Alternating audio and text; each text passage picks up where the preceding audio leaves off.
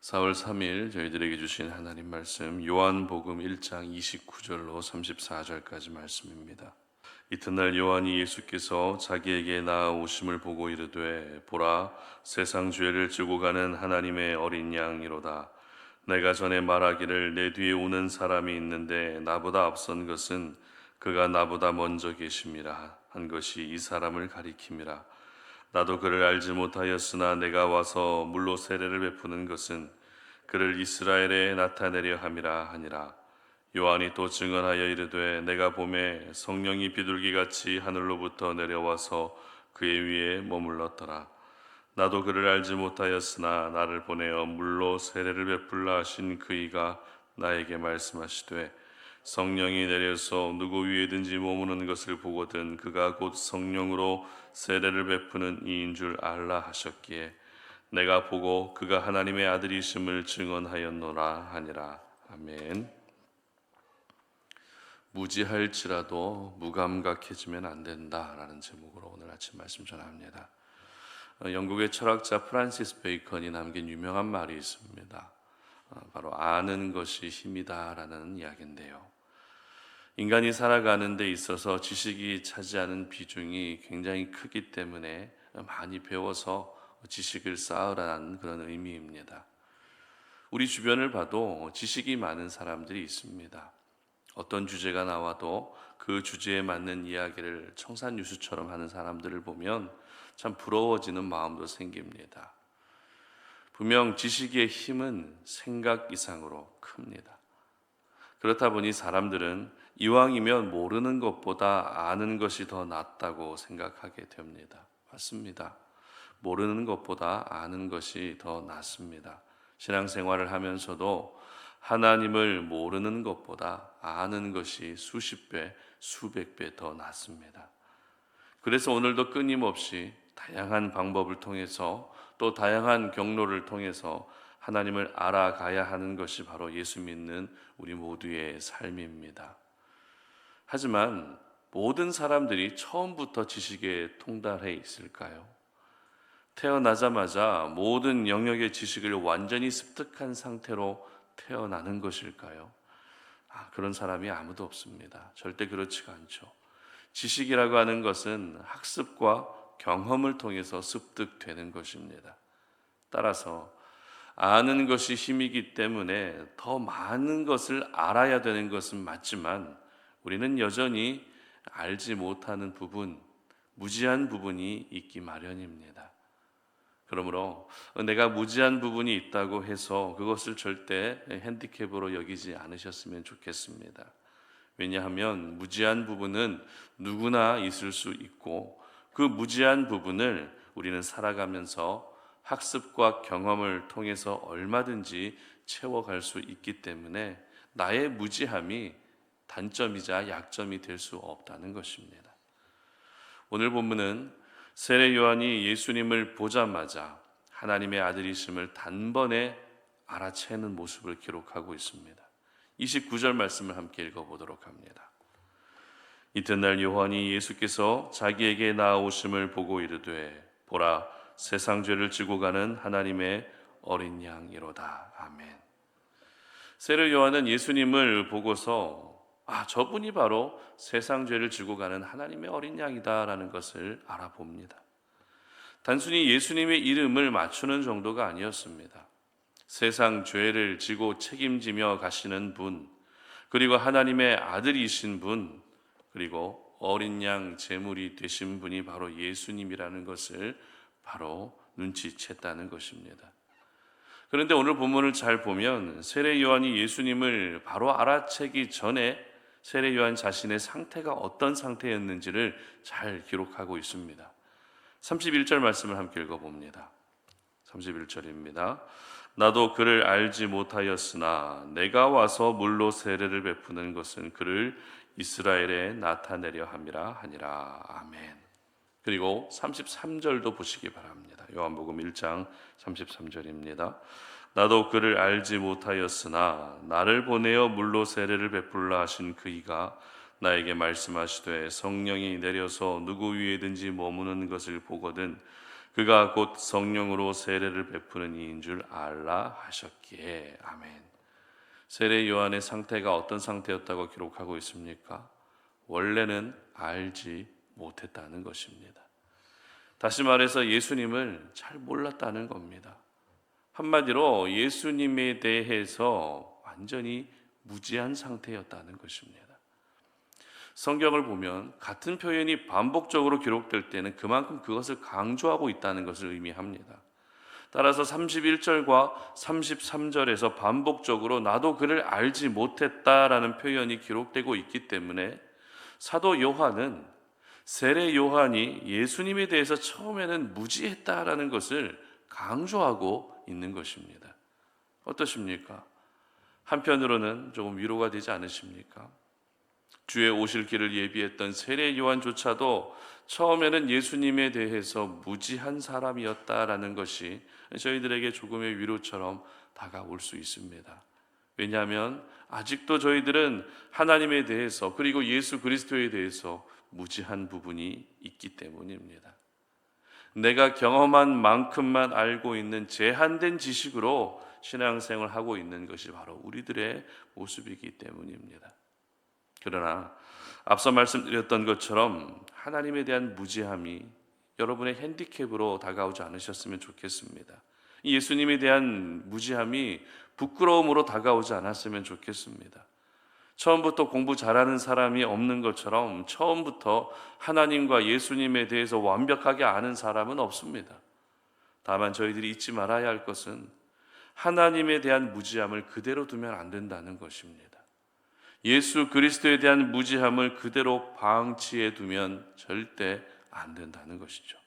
그래서 필요한 것이 바로 비록 나는 지금 무지하다 할지라도 절대 무감각해지는 일은 없게 해야 하는 것입니다. 오늘 본문의 세례 요한이 바로 무지한 상태였지만 무감각하지는 않았다는 것입니다. 이것을 잘 보여주는 말씀이 33절에 기록되어 있는데요. 33절 말씀 한번 읽어봅니다. 요한복음 1장 33절입니다. 나도 그를 알지 못하였으나 나를 보내어 물로 세례를 베풀라 하신 그이가 나에게 말씀하시되 성령이 내려서 누구 위에든지 머무는 것을 보거든 그가 곧 성령으로 세례를 베푸는 이인 줄 알라 하셨기에. 아멘. 자, 이 말씀은 세례 요한의 지금의 상태가 예수님에 대해서 무지한 상태였다는 것을 보여주는 말씀임과 동시에 그럼에도 불구하고 자기에게 세례를 받으러 오신 예수님이 세상 죄를 지고 가는 하나님의 아들이시라는 것을 알아볼 수밖에 없었던 이유를 기록하고 있는 말씀입니다. 그렇다면 예수님을 알아볼 수 있었던 이유가 무엇일까요? 세례 요한은 어떤 계기로 예수님을 알아볼 수 있었던 것일까요? 자기 눈앞에 세례받기 위해 나오신 예수님을 보면서 이분이 바로 하나님의 아들이다라는 것을 알아볼 수 있었던 이유가 무엇일까요? 그 이유는 바로 이미 하나님이 말씀해 주신 그 말씀을 가슴에 담고 있었기 때문입니다. 어떤 외형적인 모습을 보면서 이 사람이 바로 예수다라고 하는 것을 알아본 것이 아니라 그보다 먼저 하나님의 말씀해 주신 그 말씀을 마음에 담고 있었기 때문입니다. 하나님은 사람들에게 물로 세례를 베풀어 주라고 세례 요한에게 말씀하셨습니다. 그것이 세례 요한의 사명이었습니다. 그런데 네가 물로 세례를 베풀 때 하늘로부터 성령이 머무는 사람이 있을 것인데 그 사람이 바로 내 아들 예수 그리스도라는 것을 말씀해 주셨습니다. 그리고 마침 예수님에게 세례를 베풀었는데 하늘로부터 성령이 비둘기같이 내려오는 것을 보며 요한은 이분이 바로 하나님이 내게 말씀해 주신 세상 죄를 지고 가는 하나님의 어린 양이구나라는 것을 알아봤던 것입니다. 그렇습니다. 세례 요한은 하나님의 말씀을 가슴에 간직하고 있었습니다.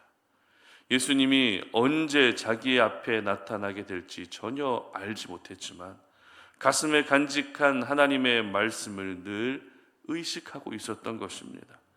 만약 세례 요한의 이 영적인 감각이 우둔했다면 눈앞에 있는 분이 예수님이라고는 생각도 못했을 겁니다. 그러나 세례 요한은 무감각하지 않았습니다.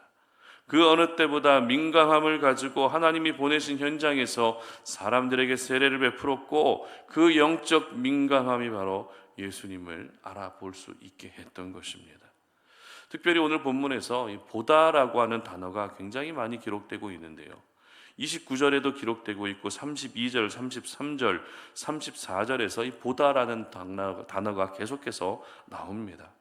성경에서 본다는 단어는 단순히 보는 것 이상으로 주의 깊게 관찰한다는 의미를 가지고 있습니다. 무슨 말입니까? 세례 요한은 자기에게 세례를 받으러 오는 많은 사람들을 주의 깊게 관찰했다는 것입니다.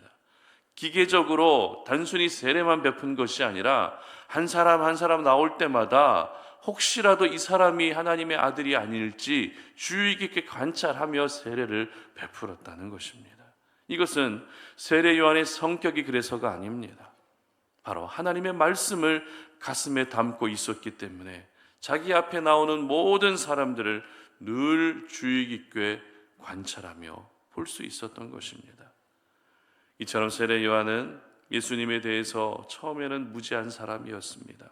그러나 절대 무감각하지는 않았습니다. 항상 깨어 있었고, 항상 주위를 살폈고, 항상 민감하게 모든 상황들을 받아들이고 있었던 것입니다. 여러분, 다시 한번 말씀드리지만 무지함은 하나님 앞에 부끄러운 것이 아닙니다. 오히려 하나님 앞에서 무지한 것보다 무감각한 것이 더 부끄러운 것입니다. 무감각함의 그런 모습들은 우리를 계속해서 무지함 가운데 머물게 하지만, 영적인 민감함은 우리를 무지함에서 단번에 빠져나올 수 있게 해주는 것입니다. 그러므로 오늘 이 아침 여러분 기도하실 때, 하나님, 내가 깨어있게 하여 주시옵소서, 영적으로 더욱더 민감하게 하여 주시옵소서, 이 기도를 반드시 올려드릴 수 있기를 바랍니다. 비록 성경 지식은 부족하고 하나님에 대해서, 예수 그리스도에 대해서 아직도 무지한 부분들이 내게 있지만, 그 무지함 때문에 주눅들지 않게 하여 주시옵소서, 이렇게 기도할 수 있기를 바랍니다. 그리고 내가 더욱 영적으로 민감해질 수 있도록 여러분, 하나님의 말씀을 가슴에 품을 수 있었으면 좋겠습니다. 세상 지식이 나를 살리는 것이 아니라 하나님께서 내게 주신 그 말씀을 가슴에 품는 자가 하나님이 살려주시는 그 은혜를 경험할 수 있게 되는 것입니다. 그래서 오늘도 내 삶 가운데 일어나는 모든 일들과 또 여러 사람들을 볼 때에 내가 가지고 있는 지식으로 그 사람을 보는 것이 아니라 하나님이 주신 그 말씀을 가지고 그 사람들을 볼 수 있는 믿음의 눈을 나에게 허락해 달라고 기도할 수 있기를 바랍니다. 그래서 우리 송탄오륜의 모든 가족들은 하나님에 대한 지식과 예수 그리스도에 대한 지식으로 날로 여러분의 그런 영적인 민감함들이 충만하게 채워질 수 있었으면 좋겠습니다. 하나님에 대한 그 지식이 결국에는 나를 살린다. 하나님에 대한 그 무감각함이 아니라 늘 내가 영적으로 깨어 있을 때 하나님이 주시는 지식으로 채워지고, 그 지식이 바로 나를 살린다라는 것을 경험하는 저와 여러분 되시기를 주님의 이름으로 축복합니다. 함께 기도하겠습니다. 살아계신 아버지 하나님, 오늘도 이 아침에 하나님의 말씀을 묵상하며, 아버지 하나님, 오늘도 우리가 영적으로 깨어있는 하루가 되기를 원합니다. 하나님, 무지한 부분들이 참 많습니다. 아버지 하나님, 그러나 무지한 것보다 무감각해지는 것이 더 두렵습니다. 하나님은 오늘도 우리에게 늘 말씀하고 계시는데, 우리가 영적으로 우둔해져서 그것을 느끼지 못하고 깨닫지 못할 때가 얼마나 많습니까? 내가 무지한 것 때문에 오히려 주눅들고 있는데, 하나님, 무감각한 것을 문제시 여기지 못하고 무지한 부분들만 문제시 여기고 살아가고 있는 우리들의 연약함들을 이 시간에 내려놓습니다. 하나님, 우리의 연약함을 아시는 주님께서 오늘도 우리에게 은혜를 베풀어 주시어서 오늘 하루 내가 살아갈 때에 영적으로 깨어있게 하시고, 영적으로 더욱더 민감한 상태로 하나님의 말씀을 깨달아 알 수 있는 저희들 될 수 있도록 도와주시옵소서. 그래서 내가 알지 못했던 부분들, 내가 경험하지 못했던 부분들도 하나님께서 허락하시는 그 영적 민감함을 가지고 하나씩 하나씩 알아갈 수 있는 귀한 은혜를 베풀어 주시옵소서. 감사드리며 예수님의 이름으로 기도드립니다. 아멘.